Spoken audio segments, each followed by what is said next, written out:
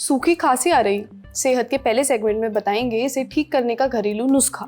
सेहत के दूसरे सेगमेंट में जानिए उस जेनेटिक कंडीशन के बारे में जिसमें शरीर पत्थर जैसा हो जाता है।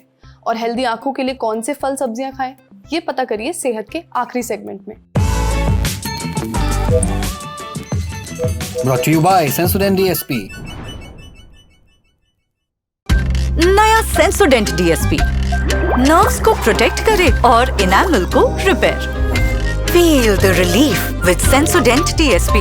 गर्मी हो, सर्दी हो या फिर बरसात, खांसी बिन बुलाए मेहमान की तरह कभी भी आ जाती है। कई बार खांसी के साथ बलगम आता है, लेकिन कभी कभी ये अकेले ही आती है। इसे कहते हैं सूखी खांसी यानी ड्राई कफ। ये अक्सर वायरल इन्फेक्शन, एलर्जी, प्रदूषण और गले में इरिटेशन की वजह से होती है। कई बार अस्थमा, एसिड रिफ्लक्स और कुछ दवाओं की वजह से भी सूखी खांसी आ सकती है। आज सेहत के इस एपिसोड में हम डॉक्टर से जानेंगे कि सूखी खांसी में क्या होता है, कौन से लक्षण दिखते हैं, क्या इसे सिर्फ कफ सिरप से ठीक कर सकते हैं, कब डॉक्टर को दिखाना जरूरी है और कौन सी घरेलू चीजें सूखी खांसी में आराम दिला सकती हैं। सुनिए। खांसी को हम दो तरीके से डिवाइड करते हैं। तो वो खांसी जिसके साथ बलगम बनती है, जिसको हम वेट कॉफ या प्रोडक्टिव कॉफ कहते हैं, और दूसरी होती है ड्राई कॉफ या सूखी खांसी जिसमें कोई बलगम नहीं बनती। दोनों के बीच में डिफरेंस जानना बहुत ज़रूरी है क्योंकि दोनों के कारण अलग हैं और दोनों का इलाज अलग है। अगर आपको सूखी खांसी है, ज़्यादातर मरीज़ बताएंगे कि गले में इरिटेशन होती है, गले में कांटे जैसा कुछ चुभता है और थोड़ी थोड़ी देर में बाउट्स आते रहते हैं खांसी के। कई बार खांसी इतनी सीवियर भी हो जाती है कि रात को नींद खराब हो जाती है खांसी से, खांसी की वजह से चक्कर आ जाते हैं और कई बार महिलाओं में खास करके खांसी ज़्यादा तेज़ हो तो पेशाब भी अपने आप छूट सकता है। अगर हम रेस्पिरेटरी सिस्टम की बात करें, अपने फेफड़ों की बात करें, तो बहुत सारी चीज़ें इकट्ठे होती हैं। यूजुअली ऐसा नहीं होता कि सिर्फ खांसी, सूखी खांसी हो रही होगी और बाकी सिम्टम्स नहीं होंगे। लेकिन हाँ, अगर सूखी खांसी के साथ आपकी सांस फूल रही है, आपको बुखार आ रहा है, आपको छाती में दर्द हो रहा है, डेफिनेटली ये सब रेड फ्लैग साइंस हैं। ये सारे साइंस हैं जो बताते हैं कि कुछ ना कुछ अंदर गड़बड़ चल रही है। इन्फेक्शन हो सकता है या कोई और डिजीज़ हो सकता है जिसका कारण जानना बहुत ज़रूरी है। सूखी खांसी के लिए हम लोग एक कट ऑफ यूज़ करते हैं 3 हफ्ते का। अगर आपकी सूखी खांसी 3 हफ्ते के बियॉन्ड बढ़ रही है, 3 हफ्ते से ज़्यादा अगर आपको सूखी खांसी हो रही है, इसको अपने आप से ट्रीट ना करें। अपने डॉक्टर के पास जाएँ, पल्मोनोलॉजिस्ट के पास जाएँ, वो आपको क्लिनिकली एग्ज़ामिन करेंगे, हो सकता है आपकी छाती का एक्स-रे कराएँ। तो चीज़ों को बढ़ने मत दीजिए। इंडिया में बहुत सारे पेशेंट्स जिनको ट्यूबरकुलोसिस या छाती की इन्फेक्शन होती है, टीबी, क्षय रोग होता है, उन लोगों में खांसी 2 हफ्ते 3 हफ्ते से ज़्यादा चल रही होती है। लोग खांसी का सिरप पी के खांसी को दबा देते हैं और बीमारी 2 महीने बाद जब पकड़ में आती है तो बहुत ज़्यादा बढ़ जाती है। सो अगर आपकी सूखी खांसी 3 हफ्ते से ज़्यादा हो गई है तो आज ही अपने लंग स्पेशलिस्ट से ज़रूर मिलिए। एक और बहुत बड़ी प्रॉब्लम है कि इंडिया में खांसी को हम सीरियसली नहीं लेते और हमें लगता है हर किसी चीज़ का खांसी का इलाज हम कफ सिरप से कर लेंगे। हमारे पास सांस के जो रोगी हैं वो बहुत लेट स्टेजेस में आते हैं डिजीज़ के। क्यों? क्योंकि वो अपने आप कफ सिरप पी पी के अपनी खांसी को और अपने लक्षणों को दबा रहे होते हैं। अगर आपको खांसी हो रही है तो please over the counter chemist की दुकान पे जाके कफ सिरप ना पिएं। इससे क्या होगा ना कि खांसी थोड़ी देर के लिए छुप जाएगी, लेकिन आपकी जो अंडरलाइंग डिजीज़ है, जिस वजह से ये प्रॉब्लम हुई, उस पे तो कोई फ़र्क नहीं पड़ेगा। सो अपने आप कोई भी दवा ना लें, कोई भी कफ सिरप बिना डॉक्टर की प्रिस्क्रिप्शन के सेफ़ नहीं है। देसी नुस्खे जो हमारी नानी दादी करती आई हैं, गर्म पानी पीना, गुनगुने पानी से थोड़ी देर गरारे करना, तुलसी, शहद, अदरक इन सब का पानी बना के पीना, काढ़ा करना, काढ़ा लेना, ये सब चीज़ें आप ट्राई करके देख सकते हैं। अगर आपको या आपके घर में किसी को 3 हफ्ते से ज्यादा खांसी आ रही है, चाहे वो सूखी हो या बलगम वाली, तो तुरंत डॉक्टर को दिखाएं क्योंकि ये किसी गंभीर बीमारी से जुड़ा हो सकता है। अब बढ़ते हैं सेहत के अगले सेगमेंट की तरफ, तन की बात।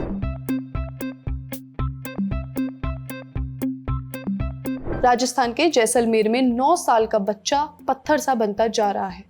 ऐसा एक रेयर कंडीशन की वजह से हो रहा है। इस कंडीशन का नाम है FOP। FOP यानी फाइब्रोडिस्प्लासिया ओसिफिकेंस प्रोग्रेसिवा। इसे बोलचाल की भाषा में स्टोन मैन सिंड्रोम भी कहते हैं।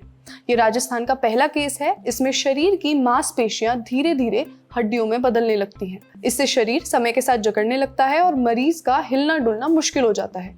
पर ये रेयर जेनेटिक कंडीशन होती क्यों है? इसके लक्षण क्या हैं और क्या इसका कोई इलाज है, ये हमने पूछा नारायणा हॉस्पिटल जयपुर में orthopaedics and joint replacement department के senior consultant doctor Hemendra Kumar Agarwal से।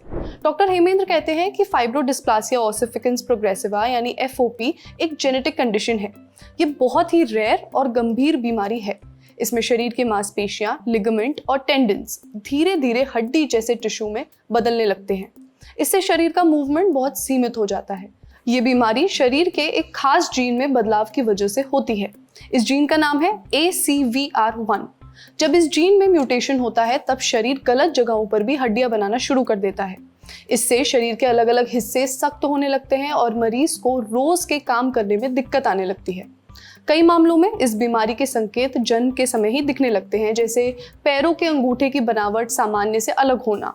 फिर जैसे जैसे बच्चा बड़ा होता है शरीर के अलग अलग हिस्सों में सूजन आने लगती है, दर्दनाक गांठें भी बनने लगती हैं। बाद में ये हिस्से धीरे धीरे हड्डी में बदल सकते हैं, जिससे शरीर की मूवमेंट कम होने लगती है। अगर इलाज की बात करें तो इस कंडीशन का अभी तक कोई परमानेंट इलाज नहीं है। डॉक्टर सूजन और दर्द कम करने वाली दवाएं देते हैं ताकि लक्षणों को कंट्रोल किया जा सके।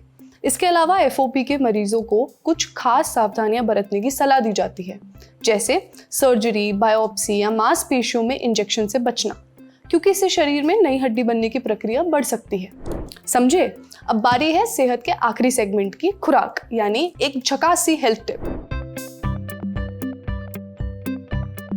आंखों को हेल्दी रखने के लिए एक अच्छी डाइट बहुत जरूरी है।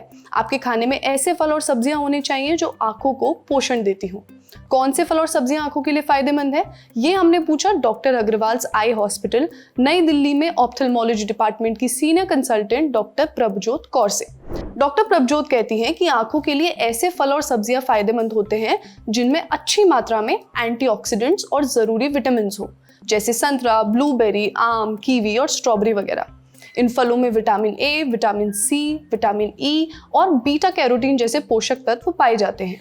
ये तत्व आंखों के सेल्स को नुकसान से बचाते हैं और आंखों की सेहत बनाए रखने में मदद करते हैं। सिर्फ फल ही नहीं, कई सब्जियां भी आंखों के लिए बहुत जरूरी होती हैं, जैसे गाजर, शकरकंद, पालक, ब्रोकली और शिमला मिर्च।